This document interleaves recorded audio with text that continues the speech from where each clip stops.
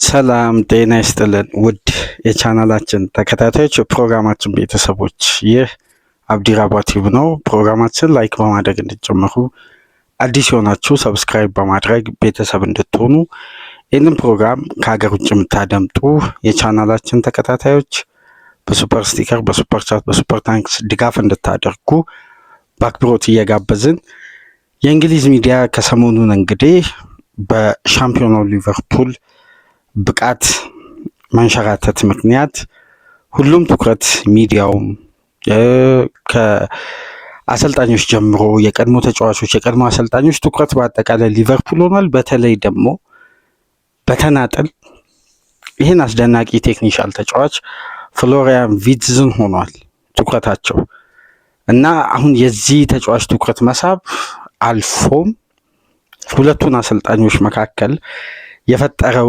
የራሱ የሆነ አንዳንድ አለመግባባትና ትችቶችን ቡድናዊ ማድረግ፣ ትችቶችን ከግለሰብ ይልቅ የቡድን አንዱ አካል አድርጎና ቡድን ካልተቀናጀ እግር ኳስ የሙሉ የ11 ተጫዋች የቡድን ጠንካራ ስራ ነውና ከቡድን ጠንካራ ስራ ውስጥ የግለሰብን ጉዳይ ወይም ታክቲካዊ ጉዳይ ነጥሎ በማውጣት አንድን ተጫዋች መውቀስ አይቻልም በሚል አቋም ያዙ አሉ። በዚህ በኩል ደግሞ የተጫዋቾች ቴክኒክ ቢያንስ ቡድን ቢንሸራተት ፍንጭ የሚሰጥ ብቃት መታየት አለበት የሚሉ ደግሞ ሌላ ወገን አለ። እግር ኳስ ግን በዛም ሆነ በዚህም የቡድን እንቅስቃሴ ነው። ታክቲክ የአንዱ ምርጥ መሆን ለሌላኛው ተጽዕኖ አለው። የአንደኛው ብቃት መውረድ ለሌላኛው የበለጠ ጫናውን ከፍ ያደርጋል።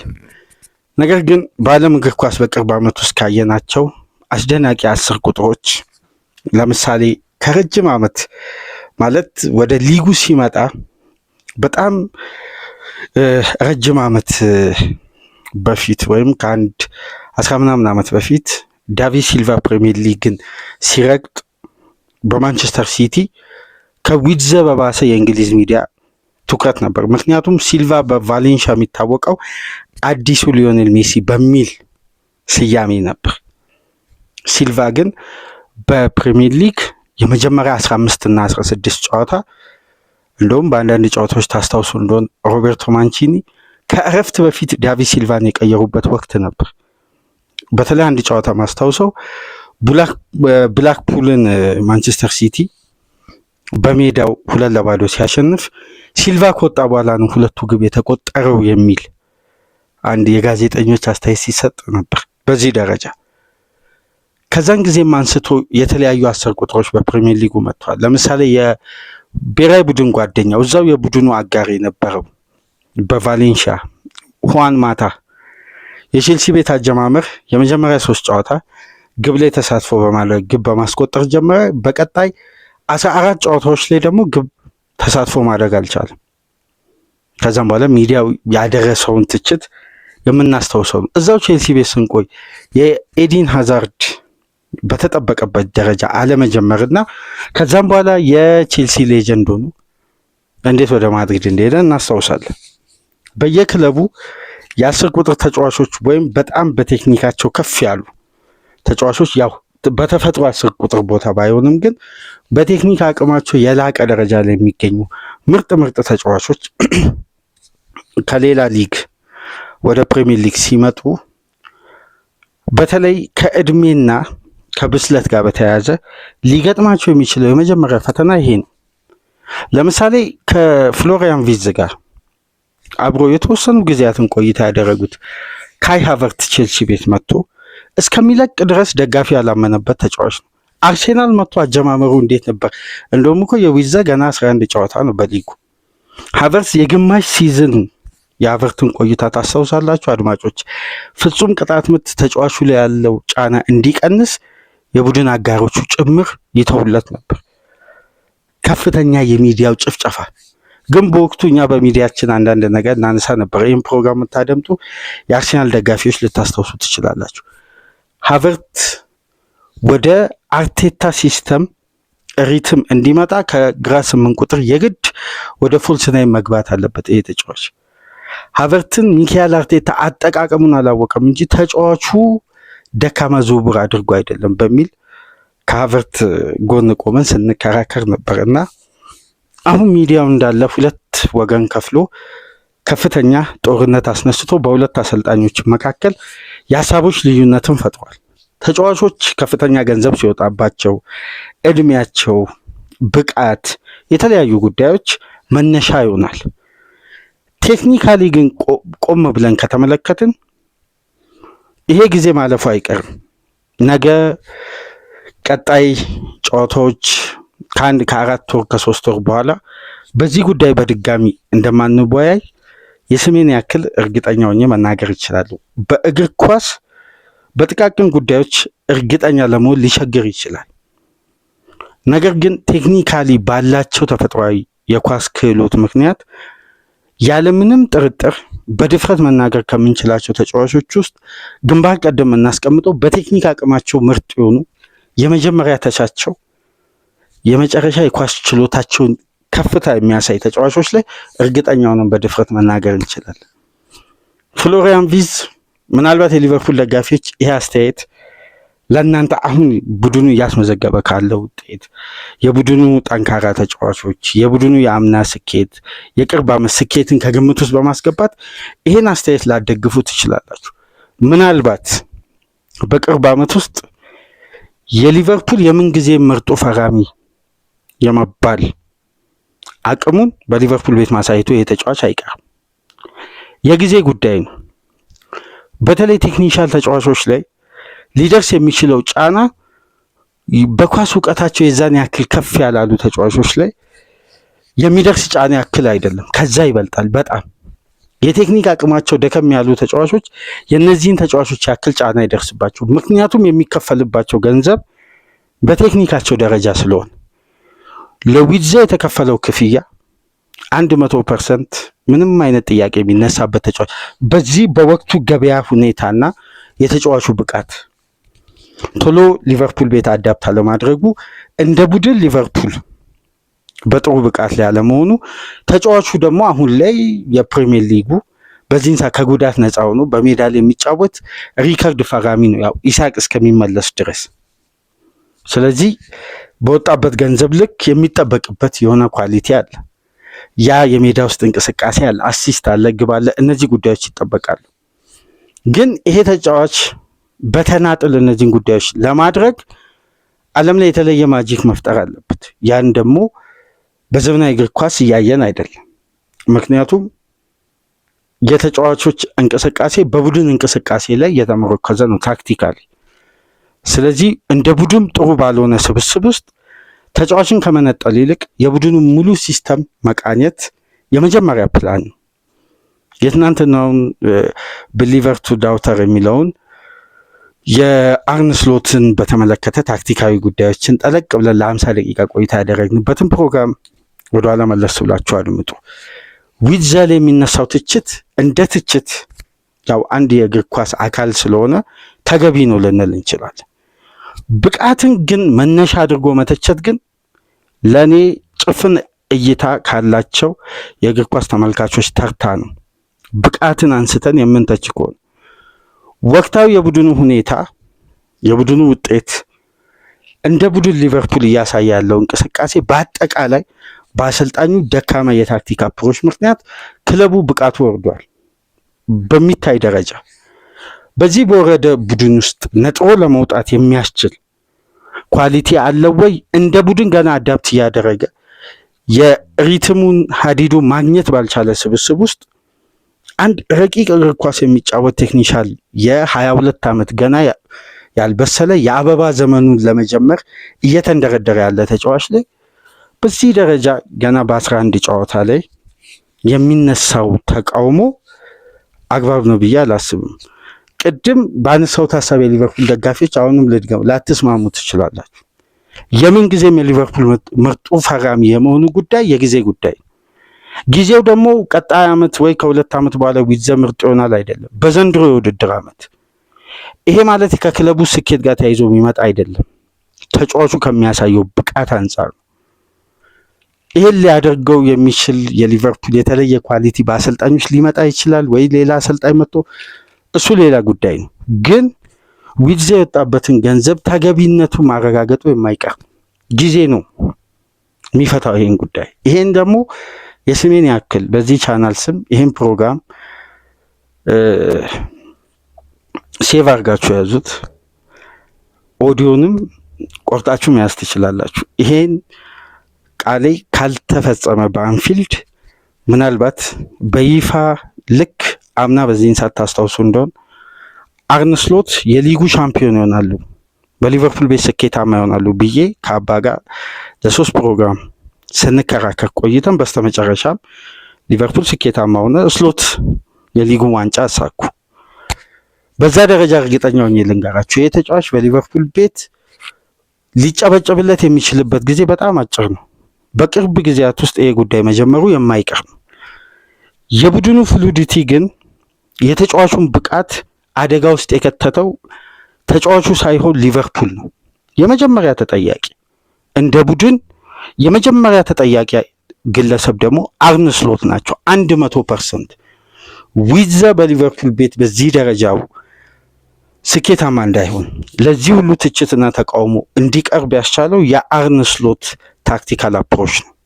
አንሴትል የሆነ የቡድን ቅንጅት፣ ባላንስ ያልሆነ የቡድን እንቅስቃሴ ከጨዋታ ጨዋታ የሚስተዋልበት ስብስብ ስለሆነ ይሄ ታዲያ የአሰልጣኙ ኃላፊነት ነው። ባላንስ ባልሆነ የአማካይ ስፍራ ተጫዋቹ ከኳስ ጋር የሚቆይበት ደቂቃ የበዛ ሳይሆን ተጫዋቹ ከኳስ ውጪ ዲስታንስ ከቨሩ የሚያስገርም ነው። ከማድሪድ ጨዋታ ጋር በተገናኘ ታስታውሱ እንደውም በጊዜው አንስተን ነበር።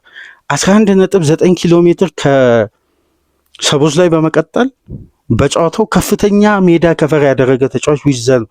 በዚህ ደረጃ ተጫዋቹን ሯጭ አድርገውት ከኳስ ውጪ ባለው ኦቨርሎድ ሜዳ ውስጥ እንዲንቀሳቀስ የተደረገበት ሚና ተሰጥቶት የአሰልጣኙ የራሳቸውን ጣጣና ክፍተት በእነዚህ ተጫዋቾች ላይ የመወጣት የታክቲክ ሂደት እየተጠቀሙ ዓለማችን ላይ በቅርብ ዓመት ውስጥ እግር ኳስን በተዋበ ደረጃ እንድንመለከት ያስቻለ ምርጥ ቴክኒካል ተጫዋቾችን ሚዲያው በዚህ ደረጃ ሲያብጠለጥል ተገቢ ነው ብሎ መቀበል ራሱ እግር ኳሳዊ አይደለም። አንድ ያላስደሰተኝን አስተያየት ልንገራችሁ። በዓለም እግር ኳስ በየዘመኑ ከመጡ ሳይንቲስት ከሆኑ አሰልጣኞች መካከል አንዱ አርሴን ቬንገር ነው። አይደለም በዓለም እግር ኳስ ከዓለማችን አንዱ አካል የሆነው አገራችን እግር ኳስ በቬንገር አስተሳሰብ ቢከተል ዛሬ ላይ የት በደረሰ ነው የምንለው። ነገር ግን እስከ ዛሬ ቬንገር በሚሰጡት አስተያየት 100% እያንዳንዱን አስተያየት 100% እቀበላለሁ።